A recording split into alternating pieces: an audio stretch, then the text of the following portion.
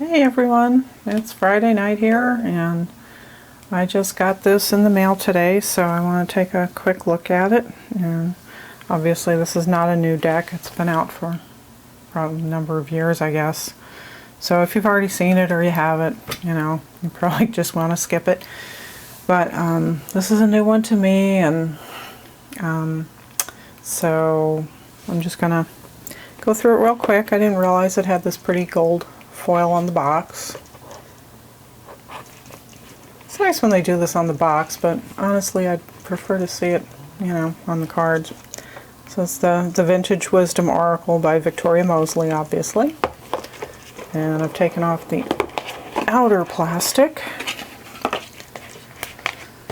But as usual, there's more plastic inside. So let's just hang on a second and I'll be right back.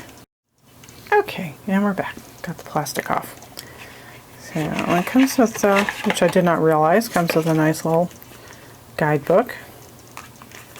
It's fairly, it's US games, which I didn't even realize. It's, we'll call it 79 pages. Last page is just acknowledgments.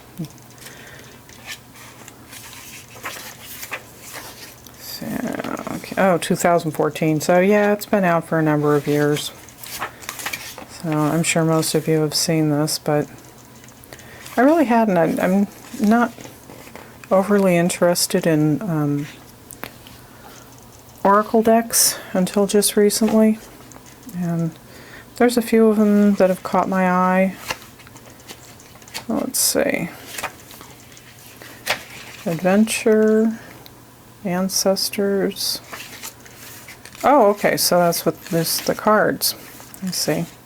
Oh, that's nice, and they're listed in the book in alphabetical order, so it'll be easier to find them as they come up.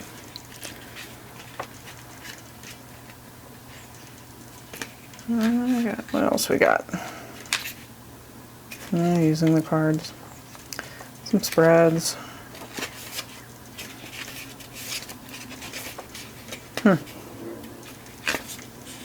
Oh, that's kind of fun. The penny farthing spread. Oh, apropos. So it's very pretty. Did it say how many cards? 52. 52 and 80-page guidebook. Nice sturdy little box, very pretty. So we'll just take kind of a quick look at the cards. We got our title card. I'm assuming that's the backs for all of them. We got Abundance, very pretty. Oops. Adventure. Ancestors. Awakening. Balance. Beauty. Celebration. Centering. I like that a lot. Now see, this would have been pretty if they had done the gold foiling around stuff like that in the cards. But it's a pretty good cardstock. Not great, but definitely seen worse. Change.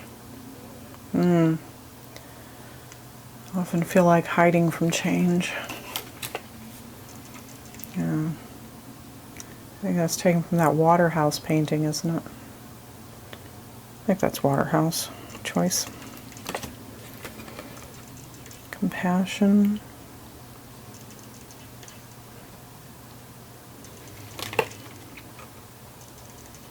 Discernment. Get that glare off. I'm doing this, the sun's kind of already down, so not getting much light from outside. Divine timing. Dreams. Come on.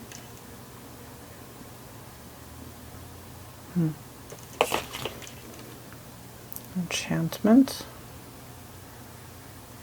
Is it focusing? I think so. Expression. That's interesting.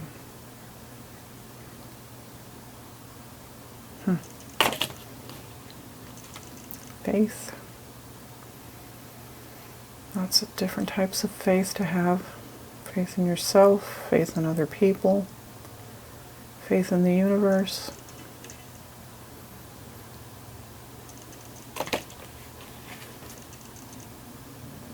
Freedom. Gentleness. I think this is why I bought this deck. Not so much this card, but kind of the overall feel of it. Just needing some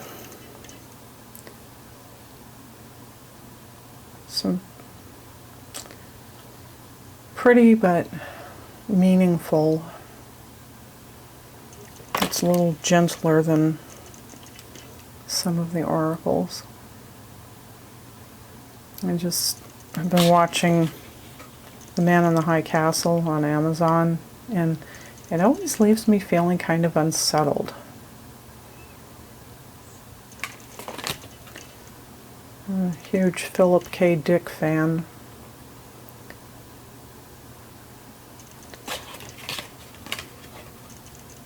Which is kind of a weird segue into this oracle deck, but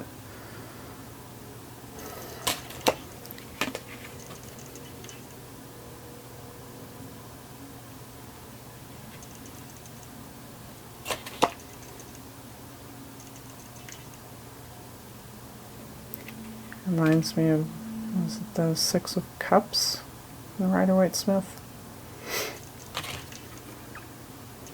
Oops. Another very famous painting.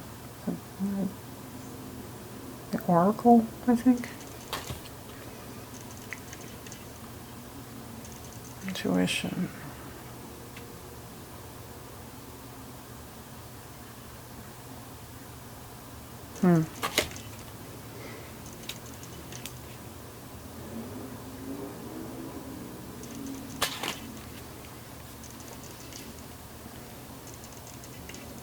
Anyway, the Man in the High Castle just, it's like it's predictive of what's going on today. You know, these days politically, and I don't know why I'm watching that show now, because it does kind of, like I said, it leaves me unsettled and kind of more stressed. But at the same time, it's very addictive, and I have to keep watching to see what's going to happen.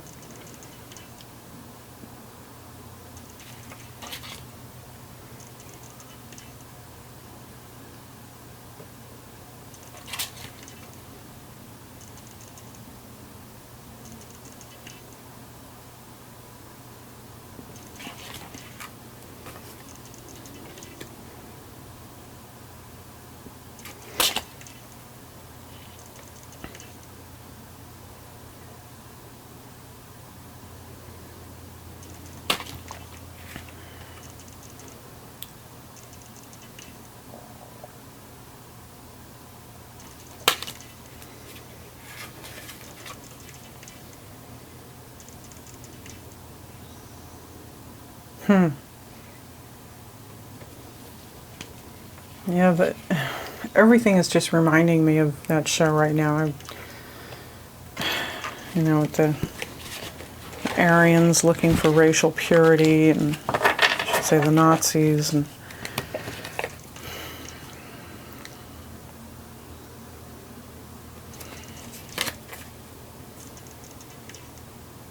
yeah, Philip K. Dick really kind of gets under your skin.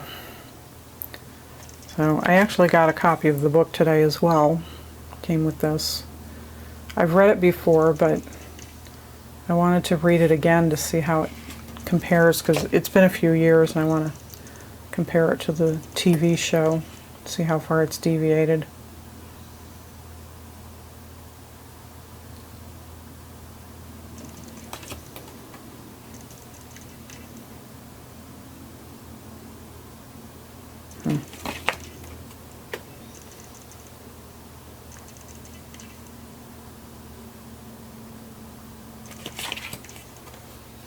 Wait a minute, let me take a quick look at that.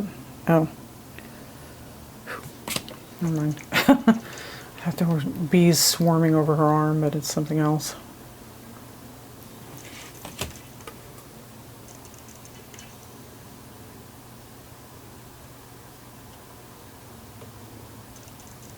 That is a really beautiful image.